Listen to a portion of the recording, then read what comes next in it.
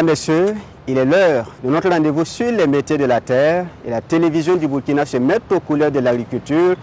Vous vous en doutez, les maisons d'arrêt et de correction du Burkina font également de la production agricole. Vous allez le voir, nous allons faire le constat à Dédougou, à Baporo et à Gawa. Mais avant, allons installer notre invité.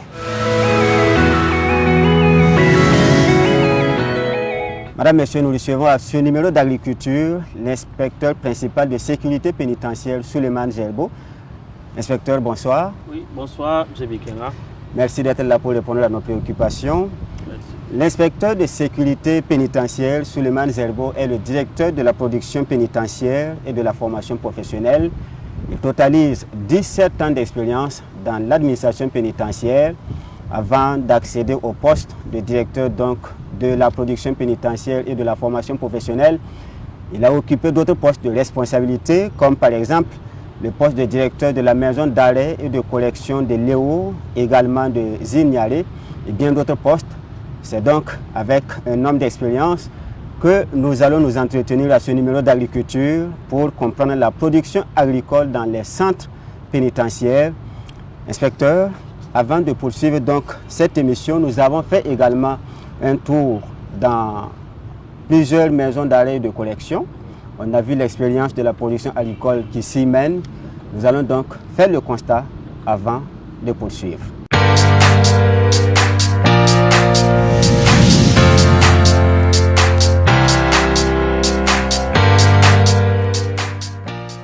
Ce matin, quand ces détenus placés à Baporo se retrouvent, c'est pour continuer au champ de sorgho, dont la moisson vient à peine de démarrer.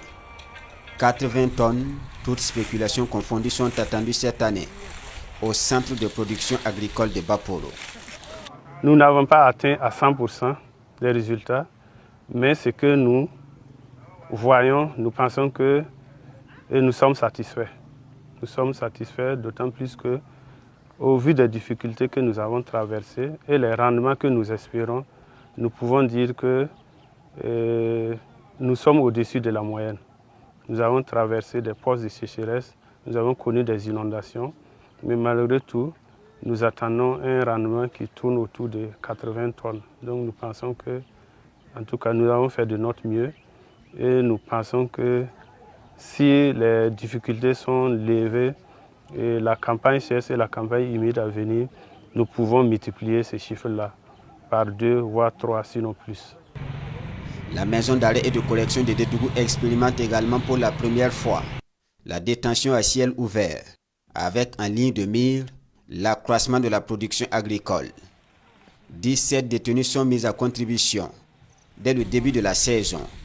Sur les 16 hectares, 2 spéculations sont produites. 5 hectares pour le maïs et 11 hectares pour le sorgho. C'est le dernier jour de moisson pour le sorgho, sous le regard de la direction de la maison d'arrêt et de correction de Dédougou. Cette année, nous avons fait 2 spéculations, savoir le sorgho sur une superficie de 11 hectares et le maïs sur une superficie de 5,5 hectares. Alors, en début de campagne, on s'était fixé pour objectif de produire 150 sacs de 100 kg, tout en sachant que le record est de 111 sacs de 100 kg produits en 2022. Mais actuellement, nous voyons que nos objectifs sont largement atteints parce qu'on n'attend pas moins de 200 sacs de 100 kg. La maison d'arrêt et de correction de Gawa, forte actuellement de 400 détenus, a également produit durant la campagne humide 2024-2025 sur ce périmètre de 10 hectares. Ici, le choix est porté sur le maïs et la patate douce. Les superficies de cette année, c'est essentiellement celle de la patate qui est estimée à environ 1 hectare et celle du maïs estimée à 8 hectares. Cette année, en tant que technicien, moi personnellement je ne suis pas satisfait. Voilà, puisque en tout cas je comptais dépasser ce que vous avez constaté comme résultat. Ce résultat, à l'heure actuelle, je l'estime à 15 tonnes. Voilà, concernant le maïs. Et 5 tonnes concernant la patate. Chaque établissement pénitentiaire rêve désormais d'accroître ses superficies, de varier les spéculations et de pratiquer la culture de contre-saison. Mais une chose est d'avoir des ambitions, une autre est d'avoir les moyens de sa politique. C'est là où les attentes se font fortes. 17 placés qui ont pu exploiter 16 hectares avec une production de 200 sacs de 100 kg, 20 tonnes. Donc on pourrait procéder par extrapolation pour dire que si on nous aidait à agrandir la superficie, alors nous pouvons faire des exploits et nul doute que nous allons contribuer donc à l'autosuffisance alimentaire au niveau du Burkina Faso.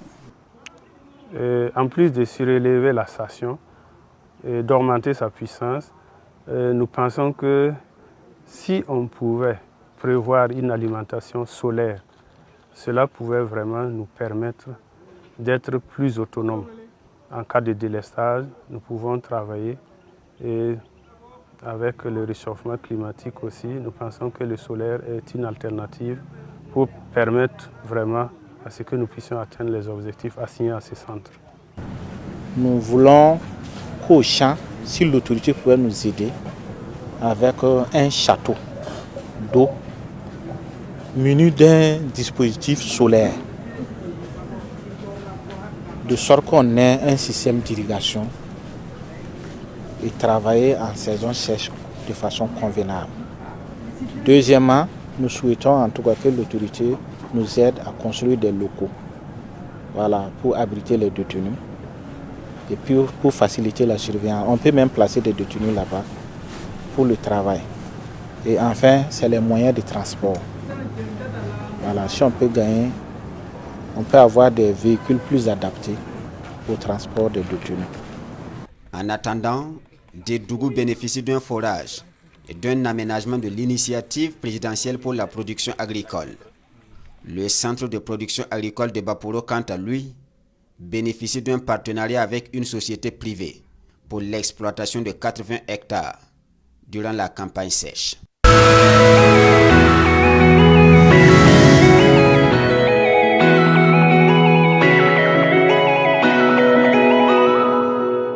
Monsieur le directeur, venez de suivre le constat que nous avons également fait à Dédougou, à Baporo, à Gawa.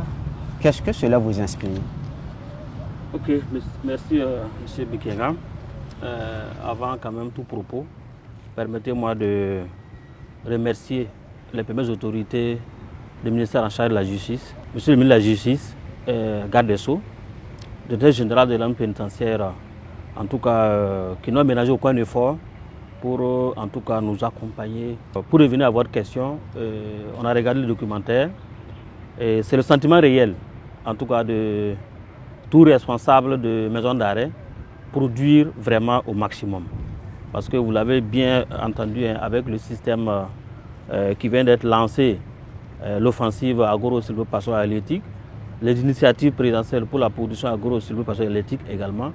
Donc nous avons effectivement modélé, pour ne pas dire s'adapter, en tout cas au principe, pour quand même pouvoir booster notre production également au niveau des maisons d'arrêt. Alors on note 80 tonnes à Baporo, 20 tonnes à Dédougou, 20 tonnes également à Gawa. Au regard de ce que vous avez fait comme investissement, est-ce que vous, en tant que directeur de la production agricole et de la formation professionnelle, est-ce que vous êtes satisfait de ces résultats? Bon, en tant que technicien, la satisfaction, je dirais que si on veut rentrer dans ce sens-là, il y a plein de paramètres qui n'ont pas été peut-être remplis parce qu'on aurait dû aller au-delà. Voilà, quand on exploite une superficie avec les spéculations données, vous avez vu que les spéculations techniques sont là. On doit avoir au moins une telle quantité dans au moins 1 hectare, etc. Mais si on regarde cette considération, on voit qu'on est un peu, la moyenne est respectée, mais on est un peu effectivement en dessous donc, des attentes. Mais ça n'empêche pas qu'on puisse effectivement faire mieux l'année prochaine. les responsables, les détenus, et tous ces gens-là vraiment sont motivés pour effectivement la cause de la production pénitentiaire. Et si nous restons dans la production agricole, alors la destination finale, c'est quoi? Ok, donc la production pénitentiaire, comme j'ai dit, c'est en 3 volets. Il y a la production pénitentiaire agricole, il y a la production pénitentiaire animale, il y a également ce qu'on appelle la production des ateliers et des ventes de marchandises. Donc, ce qui est produit donc, dans ces productions-là, il y a effectivement la destination est bien claire dans l'arrêté, toujours comme j'ai parlé, l'arrêté portant comité de gestion. Alors donc, tout ce qui est comme production agricole, quand on finit les champs, tout ça là, tout ce que vous voyez comme production là, il y a une clé de répartition en nature d'abord. Donc, ça dit que les 2/3 de la production sont commercialisés. Alors les 1/3 de la production issue donc de ces champs-là donc, sont destinés à la consommation des détenus sur place. Une répartition vraiment sans chose qui est inscrite donc dans un arrêté, en tout cas du ministère de la Justice. D'accord. Nous avons vu les cas de Baporo, de Dougou, de Gawa, mais on sait que la production agricole ne s'est pas seulement faite dans ces centres donc, pénitentiaires. Okay. Il y a bien d'autres centres sur l'étendue du territoire où la production a été faite. Aujourd'hui, quelle est la situation de la production agricole? Voilà, pour ce qui est de la campagne humide 2024-2025. Il faut peut-être faire un petit recul, regarder également en 2023 ce qui a été produit. En 2023, nous avons exploité au total de toutes les maisons d'arrêt 117 hectares et on a produit 58 tonnes. Vous voyez la différence? 117 hectares, on a produit 58 tonnes. Ça, c'est en 2023. Alors, en 2024, vous avez vu avec tout ce qu'on a vu, il y a eu un sursaut patriotique des acteurs de la production pénitentiaire. Il y a également des accompagnements qu'on a eu du ministère de l'Agriculture, particulièrement de l'offensive agro-silvopastorale, de la Direction générale de la production végétale et même également donc, du Bureau national des grands projets. Toutes ces structures-là ont mis la main pour soutenir effectivement notre administration pour qu'on puisse booster la production pénitentiaire. Et c'est là on s'est retrouvé cette année 2024 avec une ville totale de 274 hectares où on atteint une production de 260 et quelques tonnes qu'on attend uniquement que de céréales. On ne parle même pas donc de la marchiculture et autres qui sont passés. Oui. Donc tout ça là c'est dû effectivement à la clairvoyance, à l'accompagnement des autorités et à la politique qui est mise en place pour pouvoir booster donc la production pénitentiaire. Vous l'avez relevé avec l'offensive agro-pastorale et halieutique, avec l'initiative présidentielle pour la production agricole. Il y a eu des accompagnements au profit des centres donc, qui ont la tradition de production agricole. Mais quand nous faisons le constat, quand nous avons fait le tour, les responsables ont relevé des insuffisances. C'est sûr que pour les centres également que nous n'avons pas pu visiter, vous en tant que directeur de la production agricole, vous avez des retours. En somme, les insuffisances, c'est quoi pour cette année? Alors les insuffisances, comme j'ai dit, c'est principalement en 3 volets, comme on a déjà cité. Et il y a donc les questions liées même au terrain. Nous n'avons pas vraiment de terrain assez, en tout cas large, ou bien la superficie très élevée. Quand on voyait 274 hectares qu'on a fait en 2024, on aurait dû faire 300, 400, même 1000 hectares. C'est des possibilités qui sont là. Quand vous regardez Baporo seulement, extensible à 1000 hectares, qu'on n'a pas pu atteindre, on a seulement fait que 160 hectares à Baporo cette année. Ça veut dire qu'il y a toujours de l'espace à le faire. Alors nous avons également insuffisance en matière de techniciens, spécialistes donc en matière de production agricole, parce que vous le savez bien, nous avons déjà spécialisé, ne serait-ce que 8 éléments donc, qui ont été formés à Matruku et 9 éléments qui ont été formés à l'ENESA dans le cadre de la production agro-pastorale. Mais c'est insuffisant, ça ne veut pas couvrir toutes les maisons d'arrêt. Troisième volet, c'est la mécanisation. Vous voyez que tout ce qu'on est en train de faire, ça se fait à la main. À part les tracteurs que nous avons pour labourer, on n'a pas de semoirs par exemple. Alors que tout le monde sait que pour des grandes superficies, il faut nécessairement ces outils-là pour accélérer donc, les questions de semis, donc les questions d'entretien du sol, du terrain et autres. Donc ça va nous permettre effectivement d'aller encore plus loin. Alors c'est vrai qu'on est, comme j'ai dit, on est soutenu par le ministère de l'Agriculture, où on a eu à Baporo seul 50 hectares qui a été labouré gratuitement. Bon, même les 160 ont été labourés gratuitement, mais on a donné d'engrais chimiques pour pouvoir produire sur 50 hectares. Ça, c'est vraiment le don du ministère de l'Agriculture pour soutenir donc, la production pénitentiaire. Voilà. Donc, je pense que les difficultés, on a déjà vu avec le documentaire, donc, y compris donc, tout ce qu'on a dit. Je crois que ça ne manque pas, mais ce n'est pas aussi alarmant et qui va créer donc, des obstacles pour que nous puissions avancer. On va avancer avec ce qu'on a déjà et je crois qu'avec l'appui aussi de l'autorité, on peut faire mieux. On n'a même pas encore atteint la moitié donc, de notre ressource qu'on peut mettre en tout cas à disposition de la population. Donc c'est un appel effectivement de regarder en face cette production-là. Et en tout cas, on a vraiment des merveilles à faire. Au-delà de contribuer à la production pour l'alimentation des établissements pénitentiaires, de contribuer donc à alimenter ou du moins à générer des fonds, quel est l'intérêt de la production pénitentiaire pour les détenus? Oui, l'intérêt, c'est aussi, quand on parle toujours du travail pénitentiaire, donc où est née effectivement la production pénitentiaire. Mais je pense qu'un détenu qui est assis en détention pendant 2, 3 ans, 4 ans, sans rien faire, je crois que cette personne, on est en train de nourrir en lui rien que de la paresse. Mais si déjà on lui donne l'opportunité de sortir, de mettre à contribution son intelligence, sa force physique, pour produire quelque chose qui va lui-même lui servir, puisque de toute façon les ressources qu'on a produites, lui il a sa part dedans, il gagne quelque chose. D'abord, il assure en même temps sa santé. Et également le principe, comme vous l'avez dit, souvent alimentaire des maisons d'arrêt, ça passe par là. Quand on veut aujourd'hui que les détenus contribuent à leur alimentation, ça passe forcément par la production pénitentiaire. Ça, c'est volet alimentation. Volet formation. Quand un détenu sort pour un travail, soyez assurés qu'il est en train de se former, en même temps un métier. Alors, dernière question avant d'aller également écouter les détenus que nous avons entendus. Sur le plan de la production agricole, les perspectives, c'est quoi? Alors donc, les perspectives, c'est à partir donc, des difficultés qu'on a, qu'on va peut-être se projeter et également penser à professionnaliser donc, la production pénitentiaire. Donc quand je parle de professionnaliser, c'est d'abord commencer à spécialiser les zones de production. Voilà. Quand on regarde aujourd'hui Baporo qui est spécialement pour la production agro-silvopastorale halieutique, on peut le faire ailleurs. C'est uniquement que Baporo qui existe comme centre pénitentiaire agricole.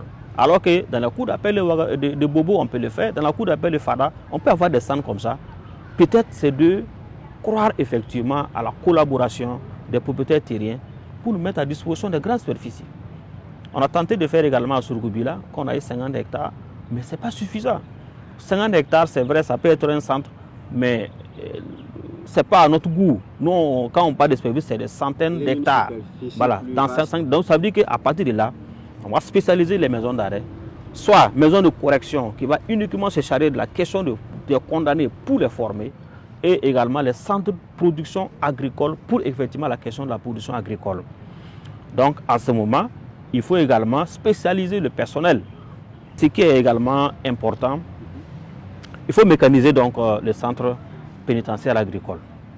Mécaniser, ça veut dire que envoyer donc des outils spécifiques, des outils qu'on appelle agricoles pour peut-être on a les ressources humaines, c'est vrai, mais s'il y a des outils techniques, ça peut permettre donc d'aller plus vite et très bien surtout. Voilà, donc il y a aussi de nouveaux systèmes qu'on veut intégrer dans les maisons d'arrêt, dans les centres de production agricole particulièrement, parlant donc de l'agriculture contractuelle. L'agriculture contractuelle, c'est quoi? Ça permettra effectivement à nos centres pénitentiaires d'aller à une production de résultats. Vous avez vu que... Les centres de production s'engagent dans des contrats avec d'autres partenaires? Bien sûr, bien sûr. La rupture contractuelle, ça découle effectivement, puisqu'on a dit qu'il y a une partie qui est vendue. La partie qui est vendue, c'est pas que on le vend, voilà, on le vend, c'est pour encore venir injecter dans la production pénitentiaire. Donc si on garantit déjà cette source qu'on va vendre à quelqu'un qui est prêt à acheter, à quelqu'un qui est prêt à dire, bon voilà, les ressources, je peux dire que c'est disponible pour qu'on puisse produire à une grande superficie. Donc du coup, ça encourage même ceux qui vont travailler. Et du coup, ça permet d'avoir tout ce qui est comme intrant pour travailler à temps, surtout à temps. Avec la garantie aussi de pouvoir écouler. Bien sûr, avec la garantie de pouvoir écouler. Donc du coup, on a 1 hectare de production. On sait que dans 1 hectare, on a forcément une attente de production de 2 tonnes ou 3 tonnes. Déjà, c'est un résultat à atteindre. Donc du coup, ça va permettre donc aux états pénitentiaires là d'aller au résultat. Voilà. Si vous faites un résultat contractuel et le résultat n'est pas atteint, bon, bien entendu que voilà, c'est sensible et puis bon, ça va être des événements donc à éviter, à même récolter les insuffisances qu'on a eues pour pouvoir se corriger. Voilà. Donc je pense que tous ces éléments vont nous permettre d'avancer. Merci beaucoup, monsieur le directeur. Merci pour toutes ces précisions. Je vous l'avais dit, nous avons également entendu des détenus qui se sont exprimés. Nous allons les écouter. Et juste après, vous allez répondre.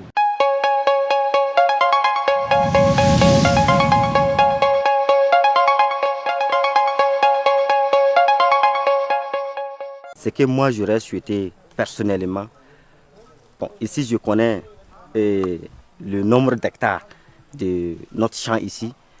Bon, même si on n'arrive pas à agrandir, puisqu'on peut dire que c'est presque toute la superficie qu'on a exploitée cette année.